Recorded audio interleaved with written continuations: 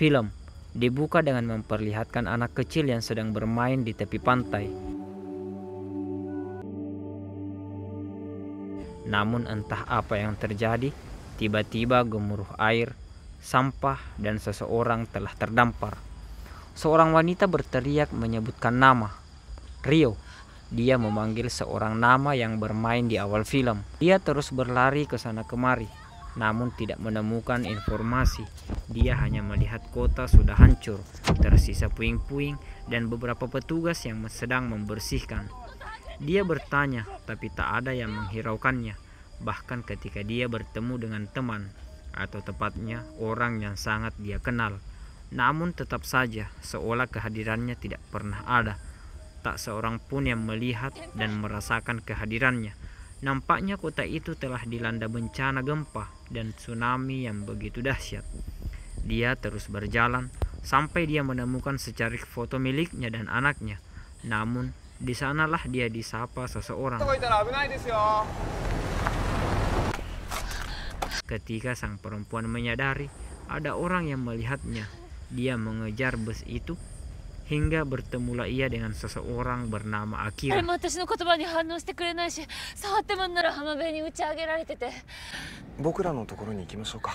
Mereka pun berangkat. Mereka tiba di sebuah tempat untuk makan. Terlihat pengunjung yang seolah tak terkena bencana apapun. Wanita itu disapa oleh seorang pengunjung bernama Michael dan Kaori. Di sana kehidupan normal, tanpa ada kesedihan sebagaimana yang sebenarnya telah terjadi di kota itu.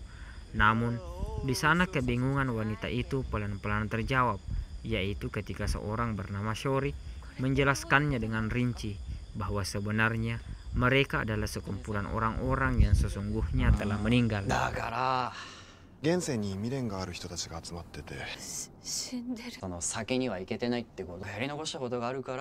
Dia diantar ke sebuah rumah untuk beristirahat. Ketika dia tertidur, dia mengingat semua kenangannya bersama anaknya. Terlihat dia menyesali semua hal ketika dia kadang berlaku galak dengan anaknya. Saat pagi ketika mereka sedang sarapan, perempuan itu keluar dan di sana mereka saling berkenalan. Perempuan baru itu bernama Minako. Shori diperkenalkan sebagai mantan anggota Yakuza. Itu terlihat ada tato di tangannya. Di bagian lain adalah Pak Tanaka yang merupakan mantan bankir, dan Kaori memperkenalkan diri sebagai mantan penjamu bar klub malam. Setelah perkenalan itu, Minako pergi dengan mobil, belum percaya jika dirinya sudah tak ada. Dia menyapa seorang teman ketika masih hidup, namun tak dihiraukan, kecuali seorang tua yang ternyata juga sudah mati dan sedang mencari keluarganya. Kaori pun pulang ke tempat mereka saat hari sudah mulai gelap. Michael bernyanyi dan Kaori membuat masakan.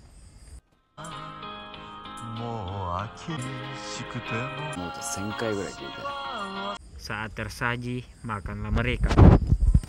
Sebenarnya Minako bermaksud untuk pergi, tetapi mereka menahannya untuk dapat tinggal bersama mereka semalam lagi. Di malam itu, mereka menuju ke suatu tempat di mana semua orang berkumpul dengan lampu lampion untuk setiap orang. Mereka semua adalah orang mati untuk saling mencari orang yang ingin mereka temukan. Dan itu terjadi pada seseorang di sana yang akhirnya bertemu keluarganya yang juga sudah mati. Minako akhirnya mulai tersadar dan menerima kenyataan saat subuh tiba. Dia meminta ke semua orang untuk tetap tinggal dan dibantu untuk menemukan anaknya. Suatu siang, Minako menemui Akira di dalam ruangan yang dipenuhi buku. Akira rupanya memiliki kesukaan menulis. Tak lama kemudian, Minako meminta lagi kunci mobil untuk pergi keluar. Di sebuah kantor, seseorang melaporkan jika Minako ternyata belum ditemukan. Tak lama kemudian, Shori juga terlihat akan keluar. Ternyata dia menemui mantan anggota Yakuza saat masih hidup. Sementara Michael menonton bioskop. Malam sudah kembali lagi dan seperti biasa mereka bercengkrama sambil minum. Di sana Minako merasa penasaran dengan kisah hidup Shori. Akhirnya Shori pun menceritakannya. Shori tewas dalam konflik antara Yakuza Sori menceritakan bahwa dia meninggalkan istrinya dan belum menemukannya sejak sudah 7 tahun. Suatu siang, Minako terlihat di suatu pantai dan masuk ke sebuah bangunan. Ternyata di sana ada Pak Michael, seorang diri sedang menonton film. Itu film yang sangat seru, tetapi tiba-tiba berakhir di tengah cerita. Kepada Minako, Michael menjelaskan bahwa film itu berakhir karena dirinya telah meninggal. Michael ternyata adalah pembuat film dan sekaligus aktor saat masih hidup. Saat bercengkrama di tempat biasa, tiba-tiba seorang tamu datang. Artinya adalah orang yang baru meninggal dan menemukan tempat mereka. Dia adalah gadis yang masih bersekolah bernama Nana. Setelah itu, Sori pergi mengendarai motornya dan menemukan anggotanya yang masih hidup mendatangi makamnya. Ini adalah tempat.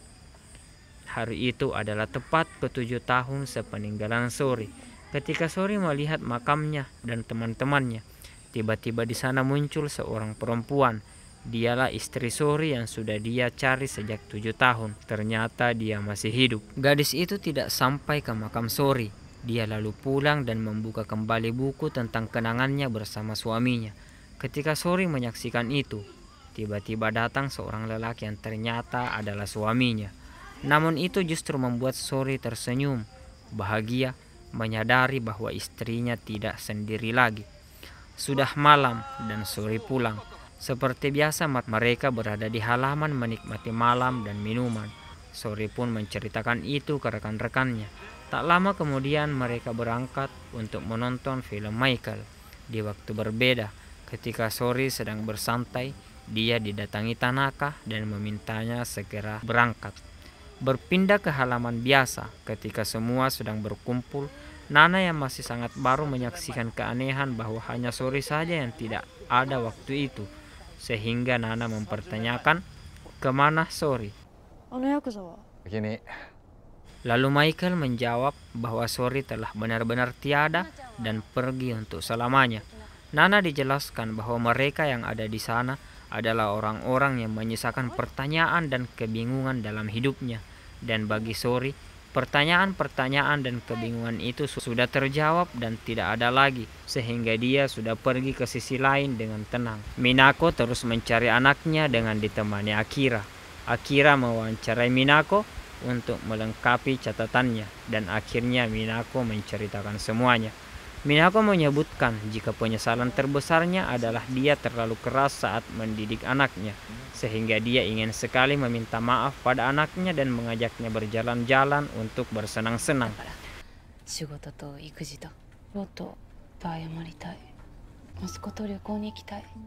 Berpindah kepada Nana, dia mengunjungi sekolahnya dan menyaksikan teman-temannya sedang menonton video miliknya. Nana ternyata adalah korban bully dan perundungan oleh temannya, sehingga dia meninggal dengan menyayat tangannya.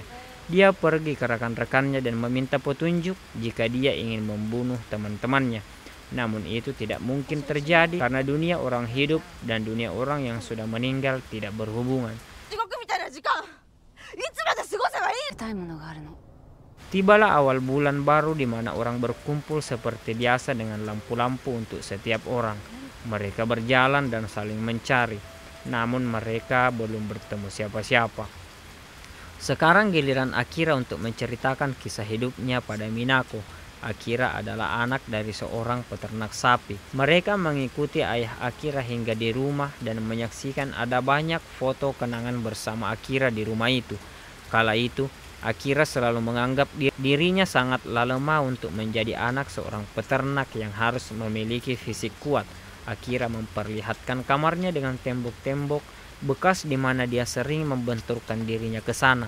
Namun setelah ketiadaan dirinya, ayahnya yang dulu tidak pernah tertarik membaca buku, justru kini telah menjadi penulis untuk ratusan lembar novel untuk mengenang anaknya, yaitu Akira. Berpindah kepada seorang rekan, Nana di sekolah yang bernama Yasuko yang dibully. Kejahatan teman-temannya membuat dirinya ingin bunuh diri. Namun ketika nyaris saja membuang dirinya dari lantai gedung yang tinggi, tiba-tiba dia meneriakkan nama Nana dan seraya menangis. Saat malam, Nana menemui Akira yang sedang menulis di kamarnya. Nana ke sana untuk bercerita soal dirinya yang sangat ingin meminta maaf kepada temannya yaitu Yasuko. Namun, Akira hanya menyemangati dan bagi Nana itu sama sekali tidak membantu. Begitulah berlalu seterusnya. Orang saling menemukan dengan yang dia cari hingga benar-benar meninggalkan dunia ini. Semua orang sudah pulang ketika Michael meneriaki Minako dengan mengatakan bahwa anaknya masih hidup. Itu adalah sebuah panti asuhan. Minako pun masuk ke sana dan menyaksikan anaknya sedang demam sambil memanggil-manggil ibunya. Minako masuk ke sana dan meminta maaf kepada Ryo, tapi entah seperti apa, mereka terlihat terhubung dan saling berbicara. Pagi pun tiba. Ryo terbangun, sudah dalam kondisi sehat, sementara Minako menemui Michael dan menyemangatinya untuk menyelesaikan film yang belum ia selesaikan. Film yang dahulu dia dedikasikan untuk kehidupan. Film itu yang membuatnya tertahan hingga belum berangkat ke sisi lain dari kematian. Hingga saat mereka berhasil menyelesaikan film itu, mereka berkumpul di tempat biasa seraya membawa kaset itu. Di sanalah Michael menyebutkan bahwa andai kaset itu bisa sampai kepada orang yang harus melihatnya, maka dengan begitu Michael bisa meninggalkan dunia dengan tenang. Maka berangkatlah mereka ke Tokyo. Tak lupa Michael memperlihatkan poster dirinya yang masih tersisa, yaitu sebagai produser hebat di zamannya. Tibalah di kediaman orang yang ingin dia minta maaf padanya. Dia mendapati Maiko sedang menonton televisi. Michael juga bertemu sahabatnya ketika mereka sedang menggarap sebuah film. Dia meminta maaf pada Maiko, namun ternyata Maiko adalah orang yang masih hidup. Namun film itu dia tak jadi memberikannya setelah Michael berubah pikiran. Namun ketika bulan baru datang, film itu dimainkan secara besar bersama mereka yang telah meninggal. Dan tak lama kemudian, film pun dimainkan. Tak lama kemudian, film menampilkan semua pemandangan dalam kondisi lama dan tak terurus. Itu adalah keadaan nyata di dunia yang sebenarnya.